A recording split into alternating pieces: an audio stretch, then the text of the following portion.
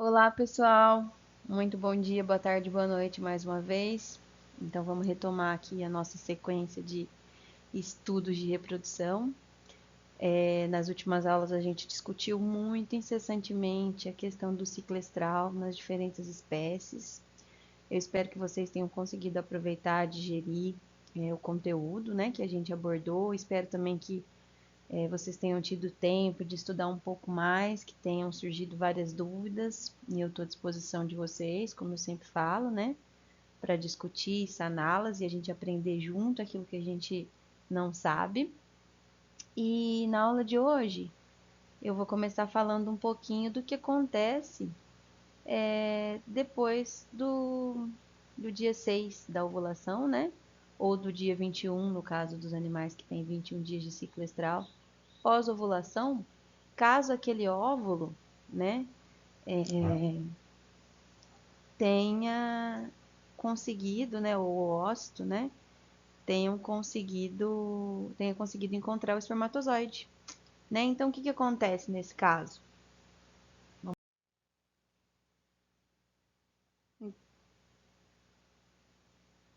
Bom, então, pessoal, o ovócito ele tendo sido recolhido, né, pela porção ali distal das tubas uterinas, né, pelo infundíbulo, ele vai caminhar de encontro ao gameta masculino, ao espermatozoide, certo?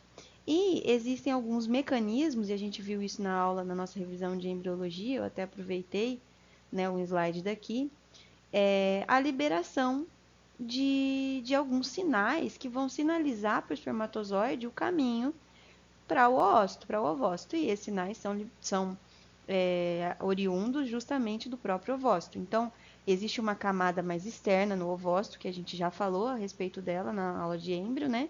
Que é denominada corona radiata. Essas células, elas secretam alguns sinais químicos que sinalizam que existe um oócito ali, ao espermatozoide. Na sequência, uma vez que o ócito encontra, que o espermatozoide encontra o ócito, ocorrem algumas outras reações, dentre elas a famosa reação acrossomal, né? Que é a reação da porção mais distal da cabeça do espermatozoide.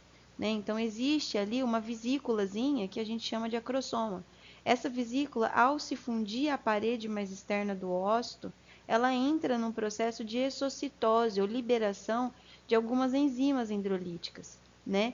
Essas enzimas, elas são responsáveis por lisar essa parede um pouco mais interna, né? Essa porção azul clarinha que é chamada de zona pelúcida.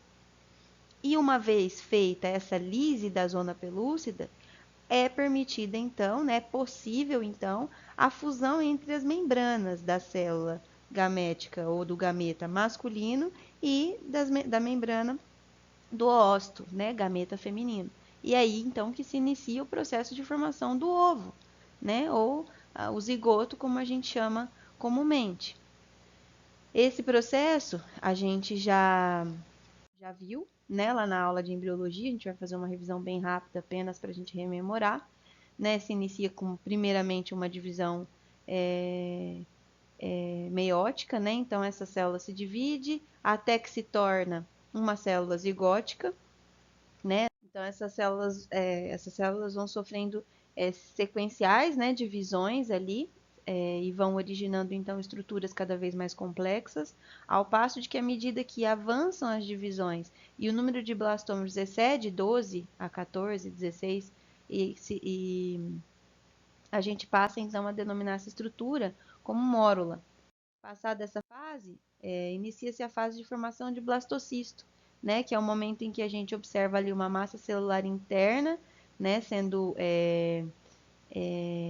formada, seguida por uma blastocele, né, um espaço em que vão se acumular alguns líquidos, e inicia-se a formação embrionária, até a fase de blastocisto eclodido, né, que é aquela célula que inicia a sua formação para posterior aderir, né, à parede uterina, ao endométrio e iniciar a sua sinalização, a mãe, né, daquela prenhez. Então, pessoal, esse desenvolvimento, né, o início do desenvolvimento embrionário, a gente chama, né, de período de desenvolvimento embrionário pré-implantação. Né? Então, até essa fase de blastocisto eclodido, totalmente eclodido, né? Que é essa célula já com essa formação aqui, né? Bem circular, e com essa abertura que a gente chama de blastocele, a gente já estudou, ela vai originar os principais tecidos, que vão, por sua vez, originar os principais órgãos do embrião, né? A gente denomina de fase de pré-implantação. Bom, a gente sabe, né, que a transição da mórula para o blastocisto, ela se dá de uma maneira extremamente inteligente, então existem junções bem fortes, né, entre os blastômeros, né, e eles iniciam então um alargamento ao redor da célula, né, e isso vai formar o chamado trofoblasto, né, o trofoblasto depois vai ser responsável por secretar diversas substâncias e originar diversos tecidos também no embrião, né? Os demais blastômeros vão se manter unidos aí por junções gaps, né, de comunicação e vão formar aquilo que a gente chama de massa celular interna, próximo então da blastocele. Existe uma troca incessante aqui de íons, de líquidos, enfim, de nutrientes. E, pessoal, normalmente esse período de embriogênese para implantação, ele leva um determinado tempo de acordo com as espécies. Então, na vaca, a gente acredita aí que a fase de embrião com duas células aconteça, né, em torno de 24 horas após a ovulação. 1,5 dias após a ovulação eu tenho 4 células, 3 dias, 8 células, 4 a 7 dias eu já tenho mórula, 7 a 12 dias blastocisto, 9 a 11 dias eu já tenho um blastocisto eclodido, pronto para iniciar seu processo aí de implantação. Ovelha, após a ovulação, 24 horas, tem um embrião de 2 células, 1,3 dias, 4 células, 2,5 dias, 8 células, 3,4 dias, mórula, 4,10 dias, blastocisto, 7,8 blastocisto eclodido. Na égua, 24 horas, 2 células, 1 dia e meio, 4 células, 3 dias, 8 células, 4 dias e meio, mórula, 6 a 8 dias, blastocisto, 7 a 8 dias, blastocisto eclodido. E na porca, 14 a 16 horas para um embrião de 2 células, 1 dia para de 4, 2 para de 8, 3,5 para mórula, 4,5 para blastocisto e 6 para blastocisto eclodido. Observem que eu coloquei em negrito, né? Essa figura aqui, ela é do livro do professor Sanger, né? E esses valores que estão em negrito aqui, esses dados que estão em negrito, eles, nessas espécies, né? Essa fase embrionária, ela já se encontra intraútero, né? Então, já estão dentro do útero. Então, lá na égua, um embrião de 8 células já está no útero. Na porca, um embrião de 8 células também já está no útero. Nas demais espécies, apenas quando, na vaca e na ovelha, no caso, na cabra, né? A partir da fase de mórula, eles já se encontram no útero. Bom, senhores, então, resumo aqui do processo, né? Então, essa figura, ela mostra pra gente aqui apenas o momento em que o óvulo é recolhido pós-ovulação, né? Ele se encontra, então, com o espermatozoide, e aqui as fases de desenvolvimento com a localização dessa célulazinha, desse embriãozinho, no útero da fêmea, né? Então, uma vez que o óvulo é recolhido, bem no iniciozinho ali, na sequência, né? Na sequência do infundíbulo, ele é fertilizado, já inicia sua divisão ao passo, né, que ele vai caminhando ao longo aí do órgão reprodutivo, né, das tubas uterinas com destino ao útero. E aí a fase em que ele chega no útero vai variar de acordo com a espécie, como a gente viu no quadro do slide anterior. E aí, pessoal, envolvendo esse embriãozinho, então aqui, ó, essa porção roxa aqui que vocês estão vendo, é o embriãozinho, né, em formação, esse indivíduozinho aqui, né, que vai se desenvolvendo, chega nessa fase aqui. E à medida que eles se desenvolvem, são formados, né, paralelamente, através das células que estavam envoltas aqui, as chamadas membranas extraembrionárias, que são o saco vitelino, né, o amnion, né, que é essa cavidade aqui, na parte dorsal do embrião, o córion, essa que envolve toda a estrutura embrionária, e a alantoide, né, que é essa membrana maior aqui. Alontocórium é esse espaçozinho aqui que compreende, né, entre, né, a membrana alantoide e o córium, essa porção mais externa, essa membrana mais externa. À medida que a gente for falando um pouquinho de embrião, suas funções, reconhecimento materno, a gente vai voltar nessas estruturas e aí vocês vão enxergar elas na figura de embrião em vivo, né, verdadeiro, sem ser uma ilustração gráfica. Então, pessoal, uma vez que esse embriãozinho chegou no útero, é o momento de avisar: olha, mamãe, cá estou, né? Vamos começar a mexer os mecanismos, né? Usar os mecanismos disponíveis para que não haja luteólise, né? Então, aqui é o momento de bloquear a luteólise, né? Então, pessoal, nós sabemos que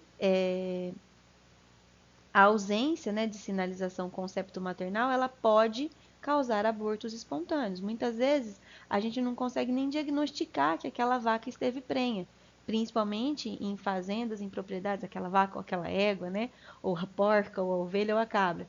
Existem propriedades que não são utilizados métodos de diagnóstico precoce. Então, com isso, a gente muitas vezes apenas observa o retorno em si dos animais. E aí a gente não consegue com isso identificar se houve um início de prenhez que não chegou a sinalizar, né? E acaba ficando sem saber qual que é a verdadeira causa daquele animal não emprenhar. Existem também, pessoal, fatores relacionados à extensão daquela célula, daquele embrião, né? Então, existem alguns estudos, e a gente vai ver hoje na aula, que demonstram que se o embrião ele atingiu um diâmetro, né, ou uma extensão maior, ele tem uma maior capacidade de sinalizar à mãe a sua presença ali, né? Então isso serve para éguas, para porcas, para talvez aí as porcas, por serem animais que fazem múltipla ovulação, né, tem mais do que uma prole, sempre, né? A facilidade para ocorrer abortos espontâneos, principalmente nessa fase inicial, seja menor, né? Porque eu sempre vou ter ali, se um embrião falhar, eu vou ter outro produzindo sinais, né, de identificação de prenhez. Mas enfim, o fato é que estímulos hormonais adequados ao embrião, né, durante a fase inicial de desenvolvimento, vão melhorar o seu potencial de estabelecer o reconhecimento materno da gestação. Então, naquele início de prenhez, existem alguns hormônios que são chaves, que são fundamentais. E que se eles estão sendo produzidos em quantidade satisfatória ou mais, com sobra, por exemplo, em determinadas situações, esse embrião adquire mais capacidade de estabelecer o reconhecimento materno da gestação. Bom, parece complexo, não é? Então, aqui, ó, esse estudo, pessoal, foi, foi meu trabalho, minha dissertação de mestrado, né? E a gente queria estudar algumas questões relacionadas a perdas embrionárias em vacas Nelore a campo. E trabalhando, então, lá com 90 vacas, a gente observou que quando a gente usa uma determinada molécula, uma gonadotrofina, né, que a gente já vai estudar daqui um pouquinho, a gente já falou dela, a ECG, pós-inseminação, a gente aumenta as concentrações de progesterona daquelas vacas.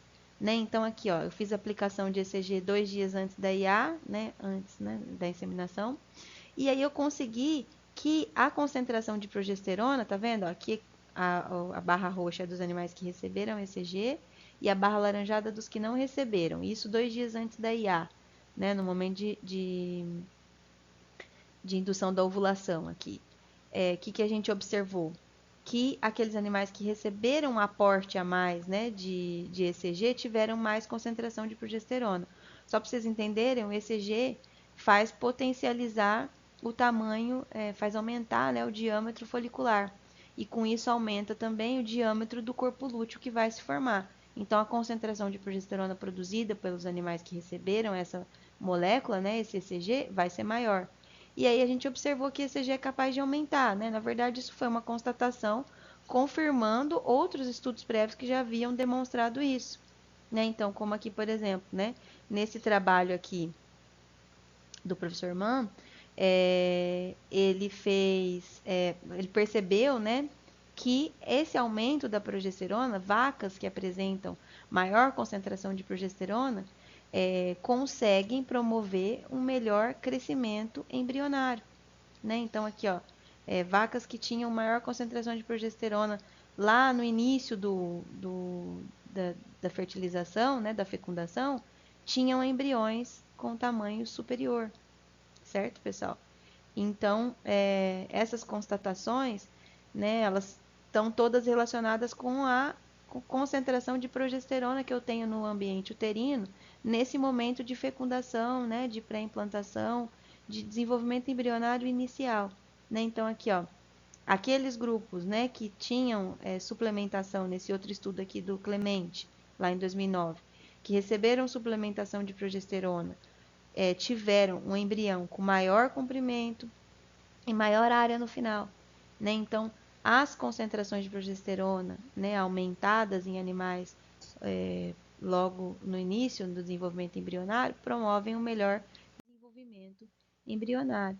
E também, pessoal, com outros estudos, né, a gente viu algumas relações com relação ao tamanho de folículo, né? Se eu tenho maior folículo folicular, maior diâmetro folicular, eu tenho maior concentração de estradiol sérico. Então, ó, quanto maior o diâmetro, maior o estradiol, certo? Ó, tenho um folículo de 15, tenho lá concentrações próximas de 3 picogramas por ml de estradiol, né? De 18, tenho mais ou menos ali uma média de 3,5 picogramas por ml de estradiol. E isso também tem relação, pessoal, com melhora do ambiente uterino. Então, esses autores aqui constataram que quando eu tenho maior estradiol pré-ovulatório, eu tenho um melhor ambiente uterino e, com isso, melhor desenvolvimento embrionário. Logo, pessoal, outros estudos observaram de uma forma mais técnica, né, avaliando apenas taxa de prenhez, que animais que possuem alta concentração de estradiol, né, associado com maior diâmetro folicular, tem também maiores taxas de prenhez. Então, só para vocês entenderem que essa modulação hormonal próxima do momento da ovulação, ela também interfere no ambiente uterino de tal modo que, se ocorrer tudo dentro daquilo que é esperado, né, e de uma maneira satisfatória, e se a gente puder intervir com determinadas suplementações, né, a gente consegue garantir um melhor desenvolvimento embrionário, né? A campo, maiores taxas de prenhez. Então, pessoal, nesse outro slide aqui, né, que eu separei para vocês entenderem como que é importante essa questão do ambiente uterino para o desenvolvimento embrionário, são aquelas mesmas vacas, né, 906 vacas Nelore, 900 vacas Nelore, e aqui é um gráfico de perda de prenhez associada a prenhez aos 60 dias, né, que é a chamada prenhez final que a gente vê, né, em fazendas que possuem estação de monta. Então, o que a gente observou aqui? Que quando eu uso 300 UIs, né, de ECG, que é a gonadotrofina coriônica equina, 2 dias antes da inseminação artificial, eu tenho uma redução na taxa de perda de prenhez. Aí a gente discutiu isso na época da elaboração da minha dissertação, né?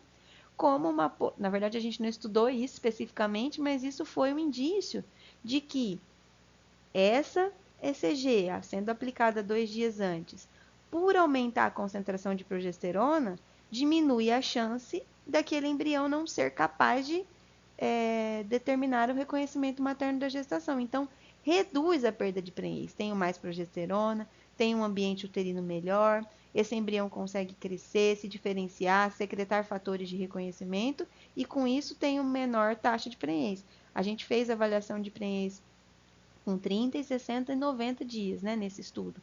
Então, a gente conseguiu ver de forma precoce aí perda de prenhez. A gente conseguiu fazer esse cálculo aqui para saber quantos animais estavam perdendo gestações, né, na fase inicial ali, nos primeiros 30 dias.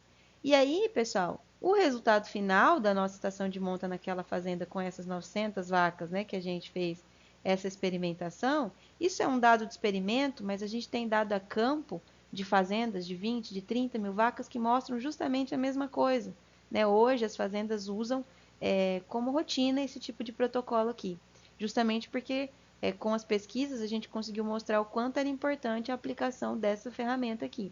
Então, a prenhez aos 60 dias desses animais, pessoal, ela ficou lá em torno de 7 pontos percentuais a mais, né? Tudo porque a gente se preocupou com o ambiente uterino e usou uma ferramenta para aumentar a concentração de progesterona após a inseminação desses animais.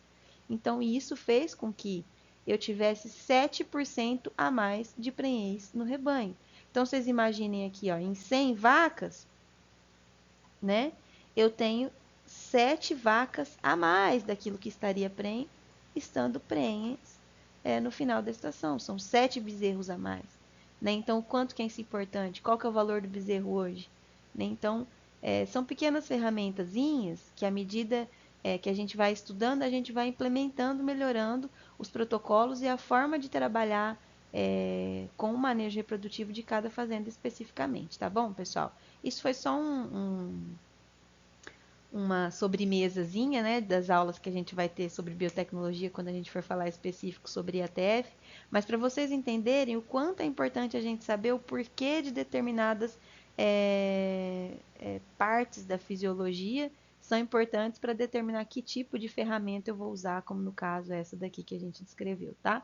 Então, a concentração de determinados hormônios no útero nesse período de pré-implantação pós, né, fertilização, determina a qualidade do embrião e o quanto ele vai ser capaz de chegar a termo, pessoal. Bom, aqui a gente chegou naquele bichinho com um nome diferente, estranho, né, que eu já havia comentado algumas outras vezes nas nossas reuniões online, o chamado interferontal. Pessoal, só para a gente se situar nessa imagem, isso é um blastocisto. Esse esquema aqui é um esquema inerente a vacas e ruminantes e pequenos ruminantes, né? Então, isso é o que acontece em ruminantes e pequenos ruminantes. E a gente tem aqui, então, um blastocisto próximo do momento em que ele vai aderir ali ao endométrio, né? A mucosa uterina. Bom, aí nesse maior aumento, né? A gente tem aqui uma glândula uterina lá em maior aumento para a gente ver o que é essa interação entre interferontal e os receptores e a funcionalidade dessa glândula uterina com quem esse interferontal vai reagir, né? Vai se comunicar. Bom, antes de mais nada, a gente precisa entender o que é o interferontal. Tá, vocês lembram das células em embrionária, o blastocisto, certo? O blastocisto ele tem ali uma massa interna, uma massa celular interna, e ao envolto ele tem o que a gente chama de trofoblasto, que é formado por células trofoblásticas, né? Isso ocorre na vaca e na égua. Esse interferontal é produzido e secretado justamente por essas célulazinhas do trofoblasto. Lembra que eu falei que ela ia ter várias funções? Ótimo, uma delas, talvez a mais importante, é a secreção dessa proteína sinalizadora de prenhez. E por que ela chama interferontal? Esse Tzinho aqui, só para vocês saberem, se refere a toda substância que é produzida pelo trofoblasto. Então, interferon é o nome dessa substância, o nome né, com o qual ela foi batizada, e T de tal, que vem de trofoblasto, certo? Esse interferontal vai agir diretamente naquelas células endometriais do útero. E o que ele faz, pessoal? Inibe a produção de receptores, que vocês estão vendo aqui, ó, OTR, OT, ocitocina, R de receptor de ocitocina. Ele inibe a produção desses indivíduozinhos aqui. Tá vendo que tem um xizinho vermelho? A imagem tá meio ruim. Então, ele promove a inibição da produção desses receptores. O endométrio deixa de possuir receptores de ocitocina. Aí eu quero que vocês me ajudem a lembrar da nossa aula de luteólise lá atrás. Qual que é o mecanismo que inicia o processo de luteólise, pessoal? Vocês não conseguem me falar porque a aula está sendo gravada, mas eu vou ajudar. Eu quero que todo mundo comece a pensar junto comigo. O corpo lúteo, né, que é o que sobrou, né, desde a ovulação daquele folículo, né, se formou o corpo lúteo, está lá secretando progesterona já há alguns dias. Num determinado momento, esse corpo lúteo, ele secreta, né? Ele está sempre secretando ocitocina. Num determinado momento, não havendo a presença do embrião no útero, esses receptores de ocitocina começam a aparecer aqui, certo? E aí a ocitocina produzida pelo CL se encontra com esses receptores. No momento que ela se encontra, o endométrio passa a produzir prostaglandinas. Essa prostaglandina, por aquele mecanismo que nós estudamos lá atrás de contracorrente, vai chegar até o corpo lúteo e iniciar a luteólise. Ora, pessoal, se eu tenho um embrião aqui, quase, né, começando a aderir ao meu endométrio, secretando o interferontal, e o interferontal inibe os receptores de ocitocina, pronto, acabei com o processo de luteólise que aconteceria. Certo? Vocês entenderam? Devagar vocês vão lendo e relendo essas informações e ouvindo novamente os áudios e vão conseguindo assimilar direitinho essas informações. Além disso, pessoal, além de promover, né, a inibir, né, no caso, a produção desses receptores de ocitocina, ele ainda estimula a produção de algumas outras proteínas por essas glândulas uterinas, né? N proteínas, não vem ao caso os nomes agora. E essas proteínas estimulam todo o desenvolvimento, são fatores de crescimento, né? E o alongamento, a expansão dessa célulazinha embrionária aqui. Então, a importância do interferontal, pessoal. Gravem essa informação, não se esqueça, a gente vai falar muito de interferontal ainda na vida e principalmente para aqueles que forem a campo trabalhar com reprodução.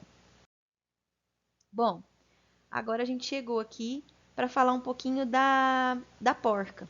Né? Na porca, pessoal, existe um mecanismo que difere um pouquinho das outras espécies, né? Que a gente já comentou lá atrás, dos pequenos grandes ruminantes e da égua, né? No slide anterior.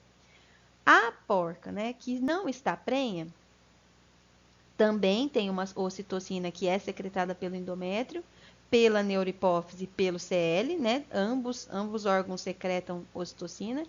Também, né, vai fazer com que essa ocitocina chegue até o endométrio, promovendo então a síntese e a liberação de prostaglandinas. Essa prostaglandina, lá pelos capilares endometriais, né, vão conseguir atingir a veia uterina e atingir então, alcançar então o ovário, causando a luteólise. Ótimo, se não está prenha, a gente quer mesmo que faça a luteólise para a gente reiniciar o ciclo e obter mais uma chance de emprenhar aquele animal.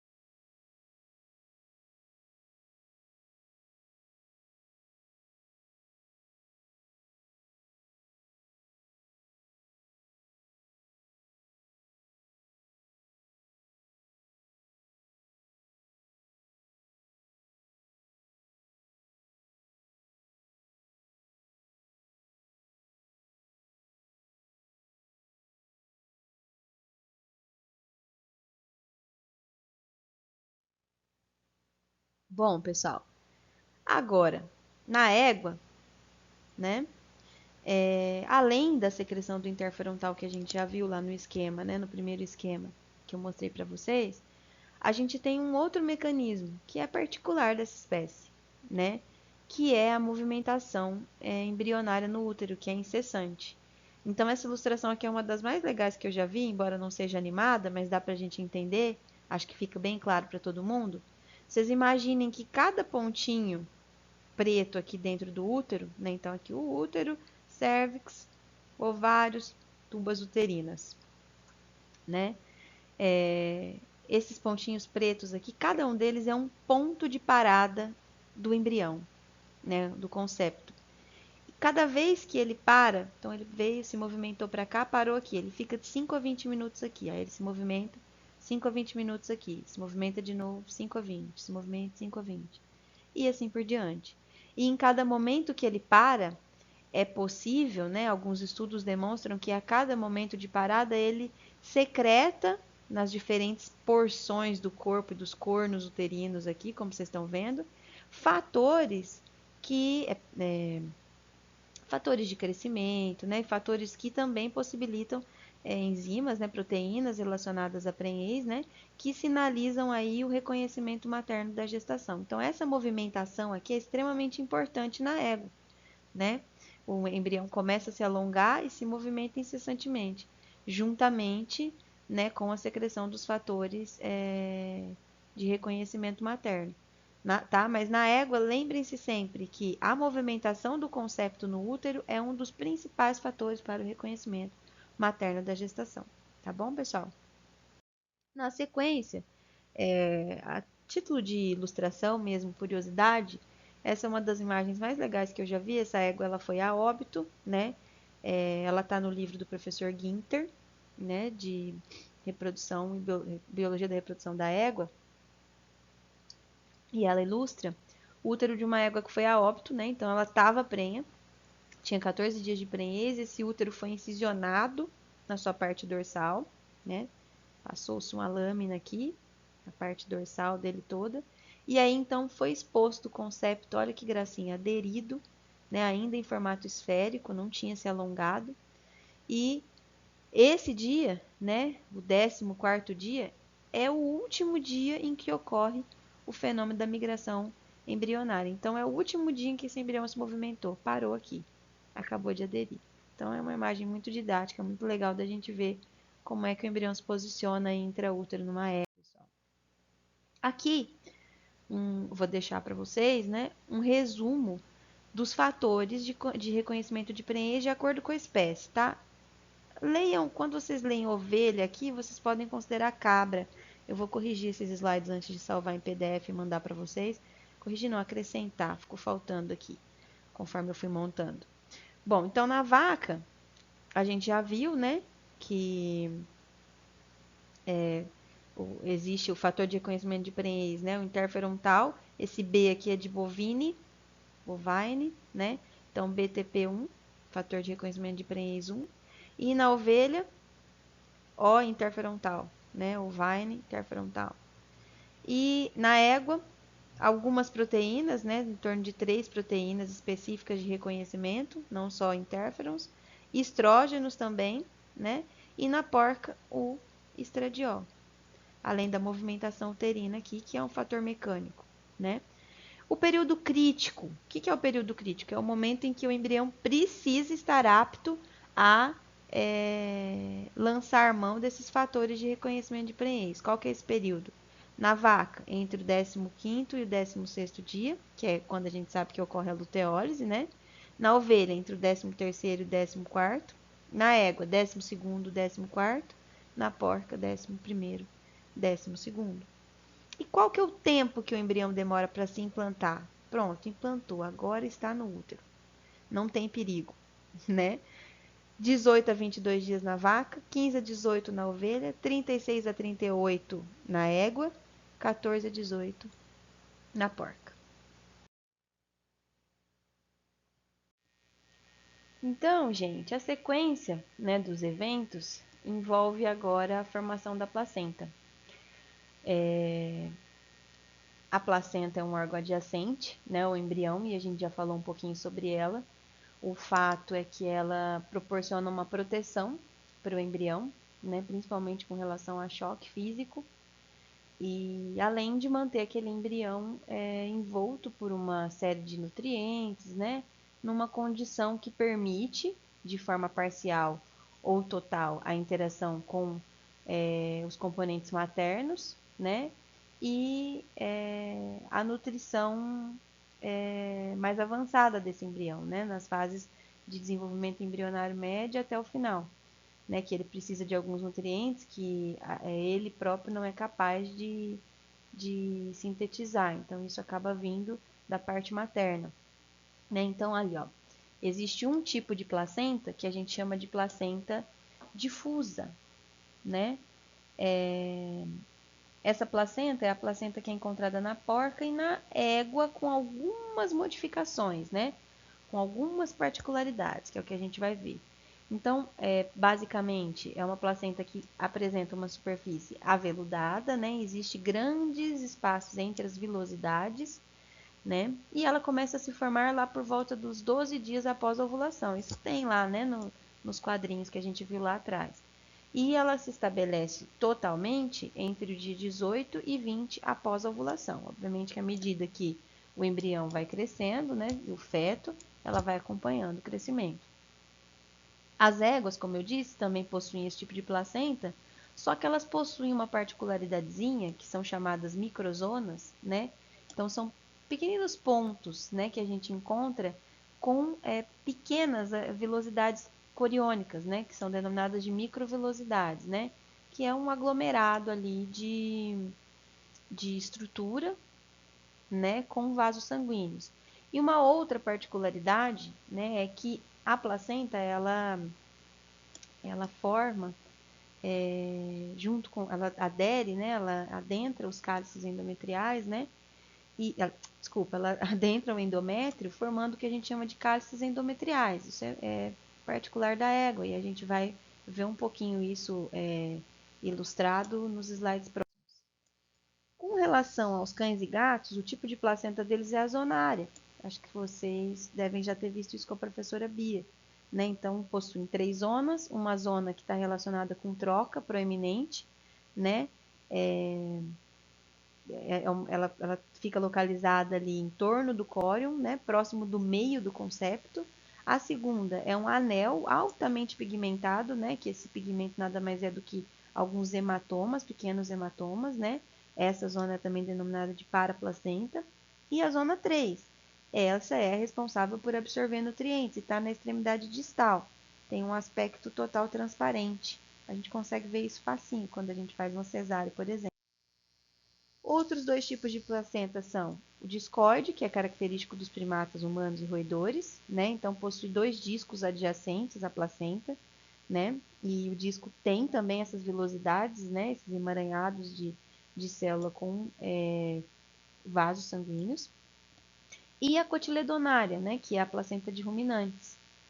O cotilédone é uma unidade da placenta e ele tem muito tecido conectivo, né, juntando ali vasos sanguíneos entremeados e observa-se no pequeno ruminante uma porção de 90 a 100 cotilédones, enquanto nas vacas de 70 a 120.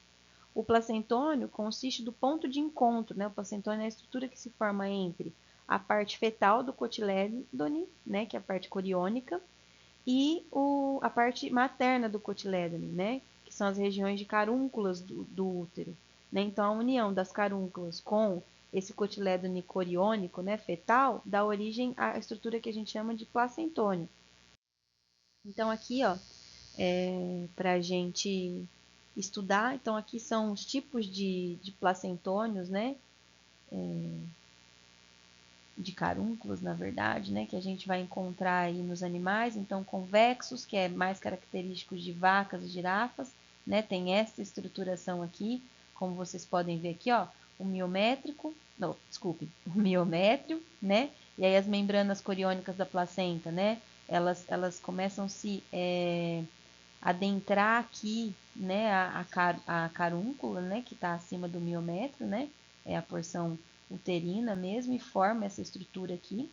E nos pequenos ruminantes, como a gente pode ver aqui, essa característica do placentônio, né, da junção entre o tecido coriônico com a carúncula, ela é de uma forma mais côncava, tá vendo? Ó? Mais circular, como vocês estão vendo aqui. Bom, pessoal, e nessa figura aqui, eu coloquei ela para ilustrar, né, algumas das estruturas. Então aqui eu tenho o concepto, como vocês podem ver. Tá vendo? Olha que bacana. né? Esse AC aqui é a alantocórion, né? Aquela união entre as membranas alantoide e o córion, que é a parte mais externa, certo? Então aqui, ó, já se uniu, forma essa membrana mais grossinha no final, né? Aqui o feto. Aqui o tecido umbilical, tá vendo, ó? Bem próximo ali de um placentônio, né? Como vocês podem ver. Então ele recebe diversos vasos sanguíneos. Olha aqui, ó, os vasos sanguíneos que a gente consegue ver pela placenta. Essa é a coisa mais linda que eu acho na vida. As placas de glicogênio, né, que é o que gera energia, vocês conseguem ver essas pequenas aglomerações aqui, ó, mais escurazinhas, são placas de glicogênio, né? Então isso daqui é uma estrutura real, né, ao vivo de um conjunto, feto, placentas e as estruturas aqui que unem a placenta ao útero, certo, pessoal? Os cotilédones. Bom, aqui a gente tem numa visão anatômica pós-extirpação uterina, né, como vocês estão vendo aqui, né, num animal que também foi a óbito, e a gente observa aqui as carúnculas, né, a junção lá entre a placenta e o tecido endometrial, olha só, são bem firmes, né, como vocês podem ver isso nas ovelhas. Olha a quantidade de tecido conectivo aqui junto com os vasos. Olha como que é rica essa circulação venosa, pessoal. Olha aqui, ó, aqui a gente com uma pinça conseguiu observar a base da junção, né? E aqui na vaca, então aqui esse tecido e endométrio, né? Miométrio, porção mais interna. Aqui, ó, a gente consegue enxergar os cotilédones fetais, é a porção que está aderida lá na placenta, aqui, ó, essa membrana clarinha, quase transparente, né? E aqui a MC, que são as carúnculas maternas, certo? A união dos dois dá origem ao placentônio. E na porca, né, pessoal, que a gente também já havia falado, né, a característica de placenta difusa, né?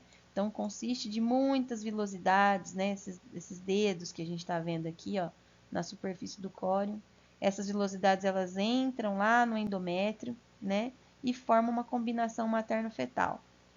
Então, olha lá, ó, a placenta ela é toda assim, né, e não possui aquela estrutura de placentônio que a gente viu, certo? Aqui, pessoal, mais uma vez, a placenta difusa que também existe na égua, com a diferenciação, né, através dos microcotilédones, né, que são esses pequitininhos aqui, tá vendo, ó? Vocês conseguem enxergar os microcotilédones, né? Olha,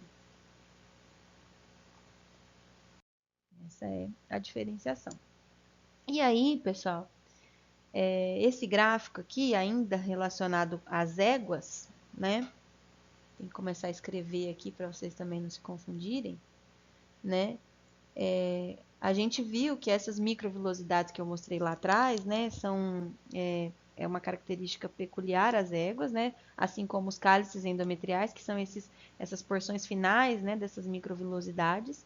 Esses cálices, pessoal, eles secretam a gonadotrofina coriônica equina, que a gente já falou lá atrás, né? E a gonadotrofina coriônica equina, ela tem uma função extremamente importante na égua, que é induzir a formação de um corpo lúteo acessório, né? Que tá aqui, ó. Aqui eu tenho um corpo lúteo inicial, né? Que é proveniente da primeira ovulação, que deu origem ao ócito, que fecundou e formou o concepto. E à medida que se formam os cálices endometriais e a gente tem uma secreção assídua de gonadotrofina coriônica equina, essa gonadotrofina é capaz de ovular outros folículos que continuem em crescimento nos ovários daquela égua, né? E com isso forma-se um novo CL. Então, normalmente na égua a gente tem mais do que um CL quando a gente avalia prenhez, gestação, né? E essa formação ocorre lá por volta dos dias 30 e 60, né? A gente começa a ter secreções evidentes aqui de ECG, né? E o que promove a ovulação de um novo folículo, pessoal.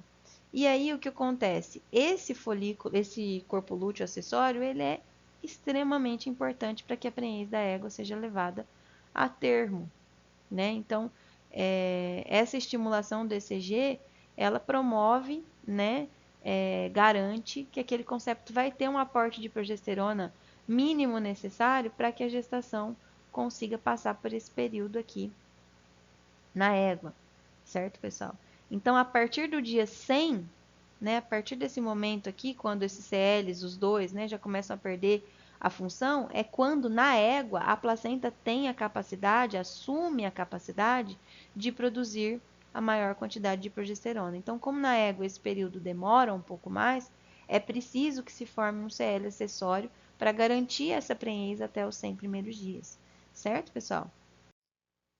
Bom, e aí a gente ainda tem mais uma diferenciação placentária com relação ao quanto de trocas, né, materno-fetais podem ocorrer entre as espécies, certo? Então, existem placentas do tipo endotélio corial, que é comum em carnívoros, né? O lobo, o cão e o gato.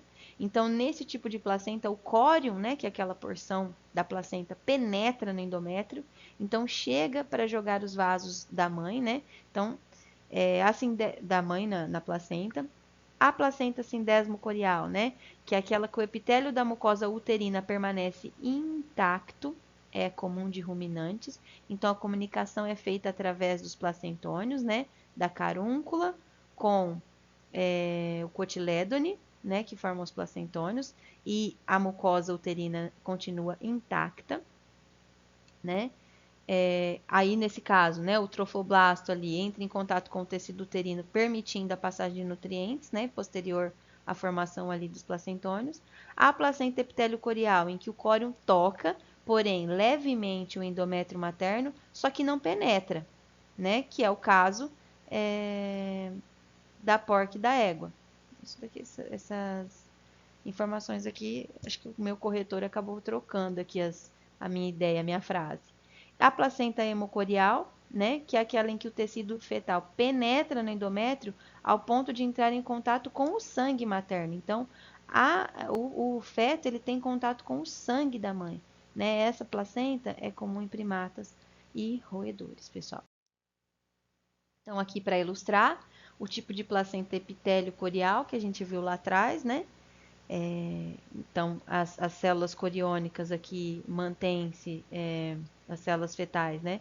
Mantêm-se paralelas, né? Às células maternas, mas sem penetração, né? A endotélio corial, que é quando existe invaginação, né? E a hemocorial, que permite, né? Permite com que as células embrionárias, que o embrião entre em contato com o sangue, né? Da mãe, como vocês estão vendo aqui. Duração da gestação nas diferentes espécies, pessoal, para a gente marcar também, gravar. Na vaca, 9 meses, né? 283, 287 dias. Varia também conforme as espécies. Vocês fizeram recentemente aí um trabalho estudando as diferenças entre bovinos, ebuínos e taurinos. Vocês devem já ter encontrado uma diferenciação de tempo de gestação entre eles. Também difere de acordo com a categoria, né? Se é uma novilha, se é uma vaca multípara, uma secundípara, enfim. As ovelhas, 5 meses, cabras, 5 meses, porcas, 3 meses, 3 semanas e 3 dias, né? Dá quase 4 meses de gestação aí. Talvez o que é mais fácil da gente decorar por conta desse 3 meses, 3 semanas, 3 dias. As éguas, 11 meses. Bom, pessoal, nesse assunto encerramos aqui. As dúvidas quero que vocês anotem e vamos seguir no nosso estudo. Até mais!